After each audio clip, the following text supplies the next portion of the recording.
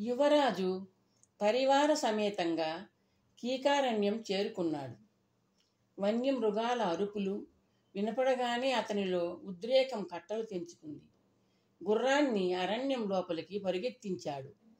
హిరణ్యగుప్తుడి కళ్ళు సింహ శార్దూలాల వేట కోసం ఆతృతగా చూస్తున్నాయి. పరివారం ఎక్కిన గుర్రాలు యువరాజు గుర్రంతో సమానంగా పరుగెత్తలేకపోయాయి. వెనకబడిన పరిజనులను పట్టించుకోకుండా హిరణ్యగుప్తుడు తన అశ్వాన్ని స్వేచ్ఛగా ముందుకు దూసుకుపోనిచ్చాడు. ఫలితంగా ఆ ఘోరారణ్యంలో అతను దారి తప్పి ఎటో వెళ్ళిపోయాడు. జంతువుల అరుపులు చెవిని పడడమే కాని ఒక్క జంతువు కూడా అతని కంటబడలేదు. హిరణ్యగుప్తుడి అశ్వరాజం అరణ్యంలో పరుగు తీస్తూనే ఉంది. ఆకాశంలో సూర్యుడు పైకి ఎగబ్రాకుతూనే ఉన్నాడు.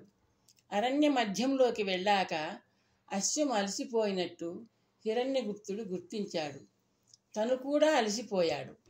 దాహంతో నాలుక పిడచగట్టుకుపోయింది. గుర్రాన్ని ఆపి అతను చెవులు రిక్కించాడు. జంతువుల అరుపులు గాని పరివారజనుల వస్తున్న అలికిడి గాని వినిపించడం లేదు. తాను దారి తప్పి చాలా దూరం వచ్చివేసినట్లు అతనికి అర్థమవుతోంది. అతని అదలింపు లేకుండానే అశ్వం నెమ్మదిగా ముందుకు సాగింది. అది ఎందుకు ముందుకు అడుగులు వేస్తోందో హిరణ్యగుప్తుడికి అర్థమైంది. కొంచెం దూరంలోంచి నీటి పక్షుల కలకలలు వినిపిస్తున్నాయి. నీటి జాడును పసిగట్టింది దప్పికగొన్న అశ్వం. ఎదురుగా కనిపిస్తున్న సరస్సును చూస్తూ హిరణ్యగుప్తుడు కిందికి దిగి అశ్వాన్ని వదిలివేశాడు. అశ్వం చకచకా అడుగులు వేస్తూ సరోవరం వైపు వెళ్ళింది. నీళ్లు తాగుతున్న అశ్వాన్ని క్షణకాలం చూసి హిరణ్యగుప్తుడు నింగిలోంచి నిప్పులు చెరుగుతున్న సూర్యుడి వైపు తలెత్తి చూశాడు. మిట్ట మధ్యాహ్నం. తనని అందుకోలేకపోయిన పరివారం ఎటో వెళ్ళిపోయింది. తను దారి తప్పాడు.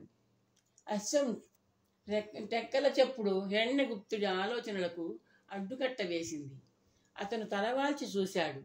నీళ్లు తాగిన తన అశ్వం తన వైపు రాకుండా అటువైపు పరుగెడుతోంది. అతను అప్రయత్నంగా ఈల వేశాడు. యజమాని ఈల పిలుపును పట్టించుకోకుండా పరుగు లంకించుకుంది. క్షణంలో పొదల మధ్య దూరి మాయమైంది. అటువైపు చూస్తున్న హిరణ్యగుప్తుడి కళ్ళు ఒక్కసారిగా చెదిరాయి. ఒళ్ళు జలధరించింది. అశ్వం ఎందుకు పారిపోయిందో అతనికి అర్థమైంది. ముళ్ళ పొదల సందులో హుందాగా నిలుచుని భయం గొలిపే కళ్ళతో తననే చూస్తోంది సింహం. తనను హెచ్చరిస్తున్నట్టు సింహం ఒక్కసారి చిన్నగా గర్జించింది. విల్లుని బాణాలను అశ్వం మీదే వదిలివేసిన సంగతి గుర్తొచ్చింది అతనికి. సింహం అతని వైపు అడుగులు వేస్తోంది. నాలుకను పిడచగట్టిస్తున్న దాహాన్ని మరిచిపోయి హిరణ్యగుప్తుడు వెనుదిరిగి పరుగు లంకించుకున్నాడు. సింహం వెంటనే నడకను పరుగుగా మార్చి వెంటపడింది. వగరుస్తూ ప్రాణాలు గుప్పిట్లో పెట్టుకొని పరుగెడుతున్న హిరణ్యగుప్తుడు తల తిప్పి చూశాడు. సింహం ఇద్దరికీ మధ్య ఉన్న దూరాన్ని తగ్గిస్తూ పరుగెడుతోంది.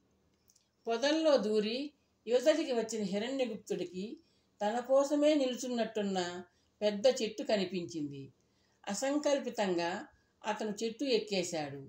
గుబురుగా ఉన్న రెమ్మల మధ్య పెద్ద కొమ్మ మీద కూర్చుని గుండె జిటువు చేసుకుంటూ కిందికి చూశాడతను. చెట్టు కింద ఆగిన సింహం తలెత్తి చూస్తోంది. దాని అగ్నినేత్రాల్లో ఆకలి మండుతోంది. ఏదో చప్పుడు అతని చూపుల్ని ఆకర్షించింది. పెద్ద ఎలుగుబంటి నల్లటి నీడలా చెట్టుపైకి ఎక్కి తనున్న కొమ్మ మీదకే ప్రాకుతోంది. హిరణ్యగుప్తుడి శరీరం వశం తప్పి వణకసాగింది. దగ్గరగా వచ్చి ఆగిన ఎలుగు అతని కళ్ళల్లోకి చూస్తోంది. హిరణ్యగుప్తుడు ఒకసారి కింద ఉన్న సింహాన్ని, చెట్టు కొమ్మ మీద తిష్ట వేసిన ఎలుగును కంగారుగా చూశాడు. భయపడకు మానవా, నేను కూడా నీలాగే ఆ సింహం నుండి తప్పించుకుని చెట్టెక్కాను. నువ్వు నేను ఇద్దరం ఒకే స్థితిలో ఉన్నాం. నీకు మా మానవ భాష వచ్చా? యువరాజు హిరణ్యగుప్తుడు ఆశ్చర్యంగా అడిగాడు. మనిషిలా మాట్లాడుతున్నావు?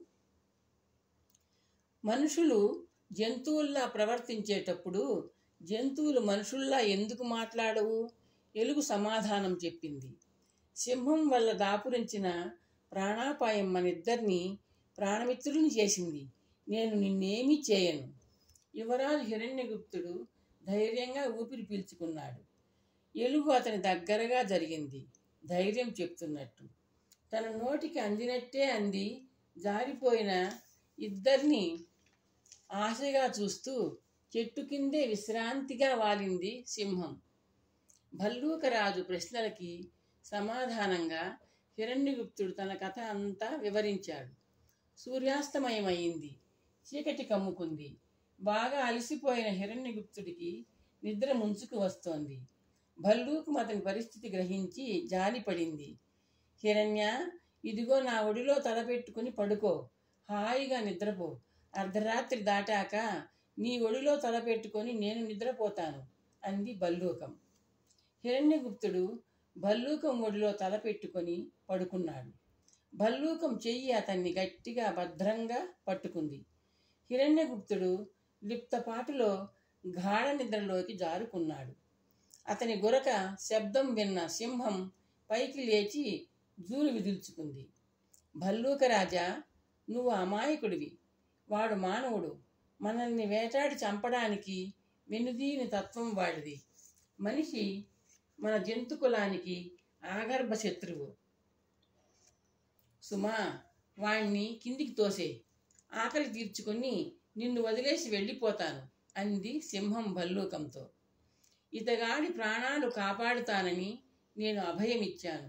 మాట తప్పడం మహాపాపం సుమా అంది నిష్కర్షగా భల్లూకం. సింహం చేసేది లేక మెల్లగా పొదల్లోకి వెళ్ళిపోయింది. అర్ధరాత్రి దాటింది. భల్లూకం హిరణ్యగుప్తుడిని నిద్రలేపింది. మిత్రమా, ఇక మేలుకునే వంతు నీది. మెలకువగా జాగ్రత్తగా ఉండు. చెట్టు దిగకు సుమా. ఆ జిత్తుల మారి సింహము ఇక్కడే ఎక్కడో నక్కి ఉంటుంది అంటూ హెచ్చరించింది. అతని ఒడిలో తల పెట్టుకుని పడుకుంది. క్షణాలు గడుస్తున్నాయి. ఎలుగుబంటిని నిద్ర ఆవహించింది. చెట్టు కింద అడుగుల శబ్దమైంది. హిరణ్యగుప్తుడు తలవాల్చి చూశాడు. పొదల్లోంచి యువతలికి వచ్చిన సింహం తలపైకెత్తి చూసింది. రాకుమారా, నిన్ను ప్రాణాలతో వదిలివేస్తాను. అయితే ముందు నా ఆకలి తీరాలి. ఒక పని చెయ్యి. ఆ ఎలుగుగొడ్డును కిందికి తోసేయి. దాన్ని తిని ఆకలి తీర్చుకొని నా దారిన నేను పోతాను. తెల్లవారేక నీ దారిన నువ్వు పో అంది సింహం హిరణ్యగుప్తుడితో. హిరణ్యగుప్తుడు ఆశ్చర్యంతో చూశాడు. ఎలుగులాగే సింహము మానవ భాషలో మాట్లాడుతోంది. నా ఆకలి తీరలేదనుకో, మీలో ఎవరో ఒకరు కిందికి దిగకాక ఎన్ని రోజులైనా సరే ఇక్కడే కాచుకొని కూర్చుంటాను సింహం హెచ్చరించింది. నిజంగా నన్ను వదిలేస్తావా? హిరణ్యగుప్తుడు సందేహిస్తూ అడిగాడు. నేను మృగరాజును, రాజులు మాట తప్పరు సుమా అంది సింహం గంభీరంగా. ఎలుగు గాఢ నిద్రలో ఉంది. తోసేయి. హిరణ్యగుప్తుడు ఆలోచనలో పడ్డాడు. అరణ్యంలో ఉండే ఈ భల్లూకం ఇవాళ కాకపోతే రేపు సింహానికి ఆహారం కాక తప్పదు. ఇప్పుడే సింహానికి నైవేద్యం పెడితే తన ప్రాణాలు దక్కుతాయి. మానవుడికి ఆత్మరక్షణ ప్రథమ కర్తవ్యం. ఆలోచిస్తున్న హిరణ్యగుప్తుడి చేతులు అసంకల్పితంగా కదిలాయి.